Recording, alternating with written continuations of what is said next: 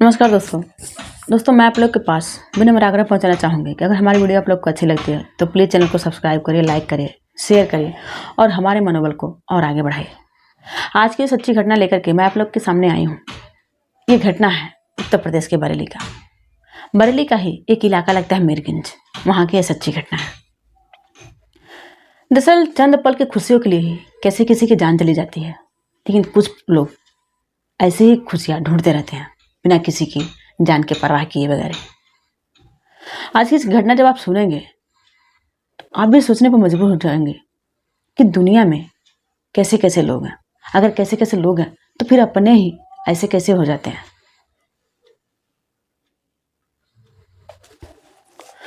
दरअसल एक लड़की होती है जिसका नाम है रिया। इस रिया की शादी 2015 में शैलेंद्र से होती है, जो शैलेंद्र मीरगंज का रहने वाला होता है। इसके पिता का नाम था रमेश और माता का नाम था माला। इन तीन लोगों का परिवार था और इसी परिवार में जो रिया है वो शादी करके आती है। शादी होती है, परिवार वाले काफ़ी खुश थे। इस कदर खुश थे कि उसका इन सबों के पास कोई शब्द नहीं था रिया के आने से। यानी रिया एक अच्छी लड़की थी। जो शैलेंद्र था वो यही चीज़ बताता था कि रिया बहुत अच्छी लड़की है, हमारे परिवार, हमारे माता पिता, मैं, हम सब लोग खुश हैं। धीरे धीरे समय बीतता है। फिर जो शैलेंद्र था, यानी शैलेंद्र और रिया के एक बच्ची पैदा होती है जो काफ़ी सुंदर होती है और जिसका नाम होता है प्रिया। ये दोनों उस लड़की का नाम प्रिया रखते हैं। अब पैसे की जरूरत हर किसी को रहती है। भाई समय धीरे धीरे बीतता है, कमाने वाला कोई और था नहीं इस शैलेंद्र के घर पे। जो पिता था वो घर पे ही रहता था। फिर ये पैसे के कमाने के सिलसिले में ही ये चला जाता है गुजरात, और गुजरात में ही वहाँ पे रह करके कमाता है। जब कमाता है तो कुछ पैसे की जब जरूरत होता है तो वो घर पे बेच देता है। यानी इसका जो सिलसिला था वो यही चीज़ चलता रहता है। घर पे भी आता है बीच बीच में। जब घर पे आया हुआ था इसको कुछ तबीयत खराब होती है।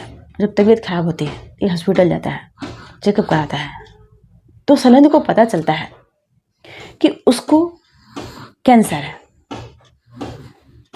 Blood cancer. अब जब उसको पता चलता है कि ब्लड कैंसर है तो फिर वो किसी को बताता नहीं है, अकेले ही जान करके रह जाता है और उसका इलाज कराता है। अब जब जान जाता है कि उसे कैंसर है फिर वो बाहर नहीं जाता है। जो पिता है वो भी घर पे ही रहते हैं। अब कमाई का कोई जरिया नहीं था।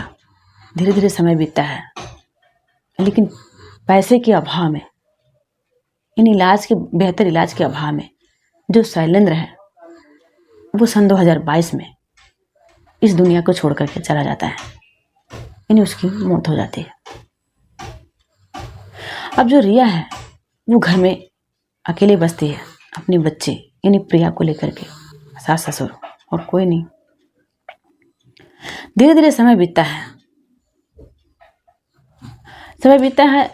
तो जो रिया के मायके वाले थे वो उस बच्ची को यानी प्रिया को अपने पास लेकर के चले जाते हैं। यानी वो लड़की ननिहाल चली जाती है।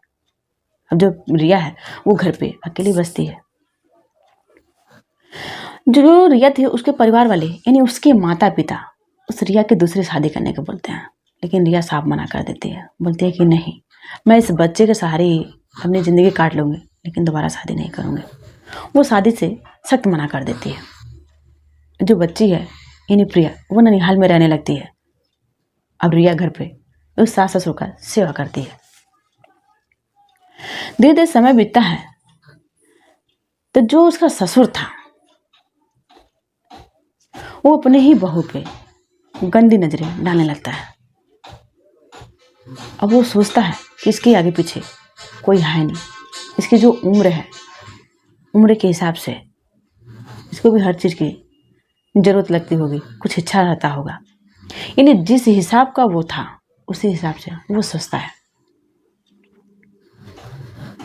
फिर एक रोज वो किचन में खाना बना रही थी तो वो जाता है उस लेने के बहाने।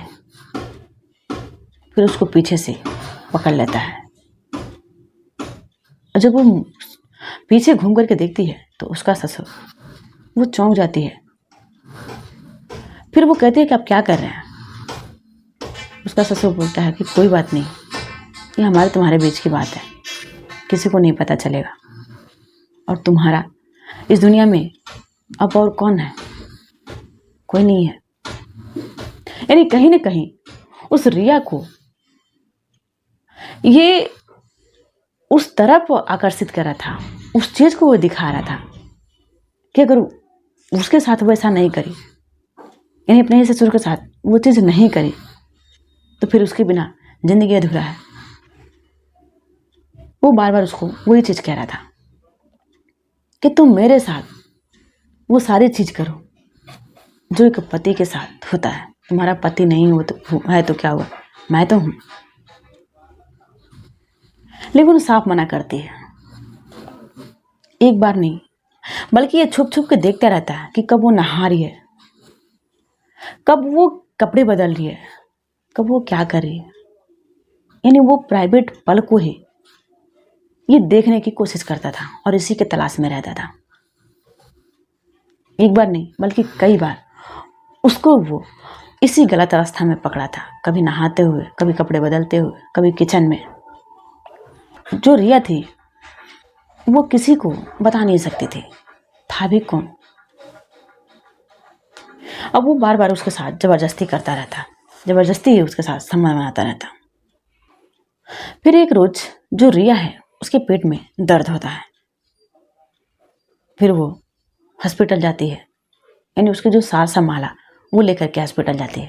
हॉस्पिटल जब डॉक्टर चेक करते हैं तो डॉक्टर कहते हैं कि बधाई हो, आप दादी बनने वाली हैं।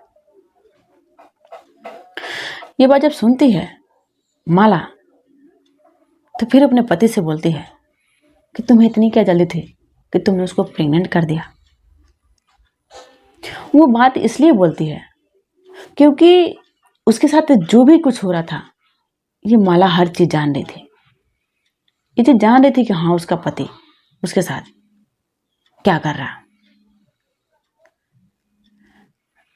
फिर उसको बच्चे को, जो बच्चा था उसको गिराने का दबाव बनाते हैं। डॉक्टर कहते हैं सब कि इसका बच्चा गिरा दीजिए, लेकिन डॉक्टर साफ मना करता है,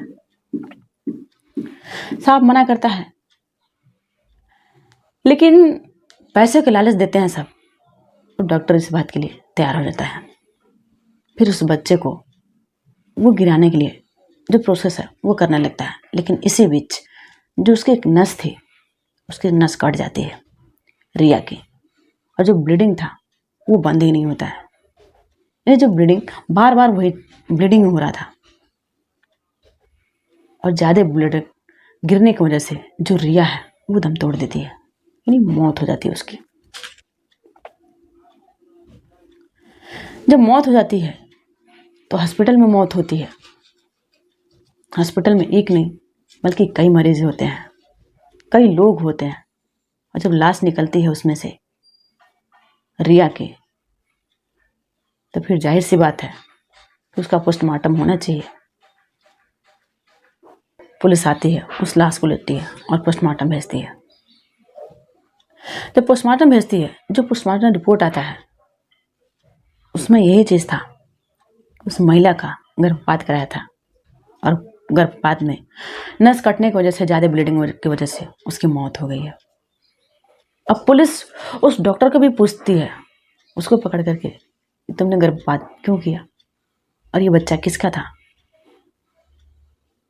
फिर डॉक्टर, वो भी जब सत्य से पूछताछ होता है तब जाकर के डॉक्टर भी बताता है। और डॉक्टर जब बताता है तो उसके सास ससुर से, सास से, इन दोनों से भी पूछताछ होता है। पहले तो जो ससुर था वो यही चीज कहता है कि हमने ऐसा कुछ नहीं किया, ये पता नहीं किसका बच्चा लिया पेट में और इसको ऑपरेशन करवाया। हम लोग लाज की वजह से, दुनिया के समाज के डर की वजह से, कुछ लाज हया की वजह से हम लोग इस बच्चे को गिराना चाहते थे। ये बच्चा हमारा नहीं है, ये पता नहीं किसका बच्चा था इसके पेट में। अब फिर डीएनए टेस्ट कराया जाता है। जब डीएनए टेस्ट होता है तो डीएनए टेस्ट मैच कर जाता है। फिर इसी आधार पर उस डॉक्टर को और उसकी सास यानी माला को और उसको ससुर, इन तीनों को पुलिस अलग अलग धारा लगा करके जेल भेजती है। लेकिन जिस तरह से ये ससुर है अपने चंद पल के खुशियों के लिए अपनी ही बहू को मौत के मुंह में ढकेल दिया, फिर ऐसे जो लड़कियां हैं, जो बेटियां हैं, जो बहू हैं, वो कहाँ सुरक्षित रहेंगे। आखिर उसकी एक बच्ची थी जो ननिहाल में रह रही थी, अब उसका कौन है। पिता पहले ही चला गया, जो माँ है वो माँ भी अब इस दुनिया में नहीं है।